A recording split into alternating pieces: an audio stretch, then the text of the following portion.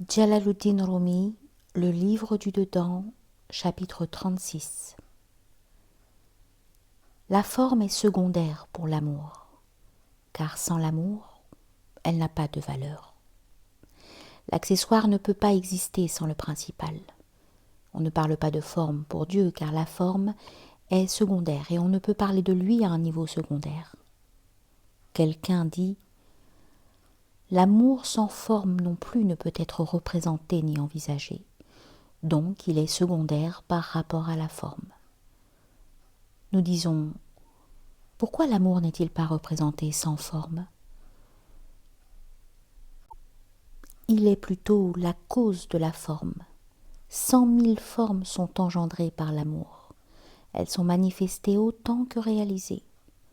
La peinture sans peintre n'existe pas, le peintre sans peinture non plus, mais la peinture est secondaire et le peintre principal, comme le mouvement du doigt avec celui de la bague.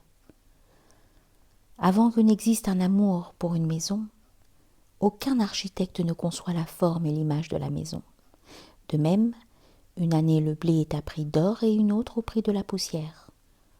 La forme du blé est toujours la même. La valeur et le prix de la forme du blé dépendent du désir.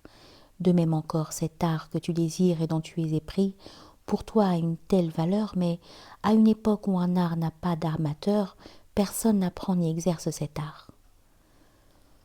On dit que l'amour est autant le manque que le besoin de quelque objet. Le besoin est l'origine, et ce dont on a besoin est secondaire. Moi, je dis, cette parole que tu prononces provient du besoin.